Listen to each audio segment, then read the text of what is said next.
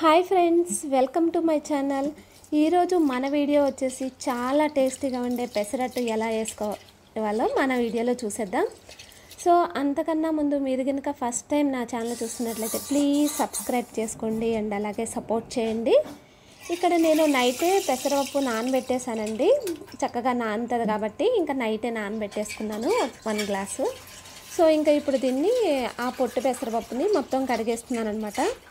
అడుగున ఒక బౌల్ పెట్టేశాను, దానిపైన ఈ హోల్స్ ఉన్న గిన్నె పెట్టేశాను అనమాట. ఇంకప్పుడు పొట్టు వాటర్ అనేవి కిందకి వెళ్ళిపోతాయి, పొట్టు అనేది చక్కగా అలాగా పైనే ఉంటుంది కాబట్టి ట్రాష్లో వేయడానికి మనకి చక్కగా ఈజీగా ఉంటుంది. అలా మనం షింక్లో కడిగేస్తే అన్నీ పొట్టు లోపలికి వెళ్ళి బ్లాక్ అయిపోతుంది కాబట్టి పైప్స్ అన్నీ. సో ఇంకా మనం ఇలా చేసేసుకుంటే సరిపోతుంది అనమాట, చాలా ఈజీగా ఉంటుంది. సో ఇంకా ఇక్కడ నేను పెసరపప్పుని మొత్తం కడిగేశాను. ఇలాగా మరీ కంప్లీట్గా పొట్టు మొత్తం పోయేలాగా ఏం అవసరం ఉండదండి, జస్ట్ లైట్గా అలా కడిగేసుకుంటే సరిపోతుంది అనమాట. సో ఇంకా ఇప్పుడు నేను మిక్సీ జార్లోకి ఇంకా ఈ పెసరపప్పుని వేసేసాను. సో అండ్ అలాగే ఇక్కడ నేను కొన్ని వాటర్ పోసేసుకొని దీన్ని గ్రైండ్ చేసుకున్నాను అనమాట. సో ఇలా గ్రైండ్ చేసిన దాన్ని ఒక బౌల్లోకి వేసాను. ఇంకా నేను గ్రైండ్ చేసే ముందు కొంచెం ఉంచాను అనమాట పెసరపప్పుని విడిగా. సో దాన్ని ఇంకా ఇలాగా దీంట్లో వేసేసానమాట, ఎందుకంటే కొంచెం మనం తినేటప్పుడు మనకి తగులుతూ ఉంటుంది, బాగుంటుంది కాబట్టి చక్కగా. సో ఇంకా అదే మిక్సీ జార్లోకి ఇప్పుడు నేను పచ్చిమిర్చి అండ్ అల్లం వేసాను అండ్ అలాగే కొంచెం జీలకర్ర వేసాను అనమాట. అండ్ అదేవిధంగా కొంచెం సాల్ట్ కూడా వేసాను, రుచికి సరిపడా చూసి వేసుకోండి. సో మళ్ళీ ఇంకా ఇక్కడ ఒక ఆనియన్ కూడా కట్ చేశానండి.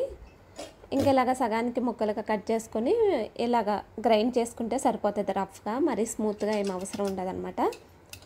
సో ఇంకా ఇలాగా ఈ పేస్ట్ రెడీ అయిపోయింది. ఇంక ఇప్పుడు మనం గరిటె తీసుకొని మొత్తం కలిపేసుకుందాం ఇంకా ఇలాగా. సో ఇలా కలుపుకున్న తర్వాత ఇంకా నేను స్టవ్ మీద ఒక ప్యాన్ పెట్టేసుకున్నానండి. సో అది హీట్ రాగానే వెంటనే ఆయిల్ వేసాను. ఇంకా ఆయిల్ అంతా స్ప్రెడ్ చేసేసి ఇంక ఇప్పుడు దోశ వేస్తున్నాను అనమాట.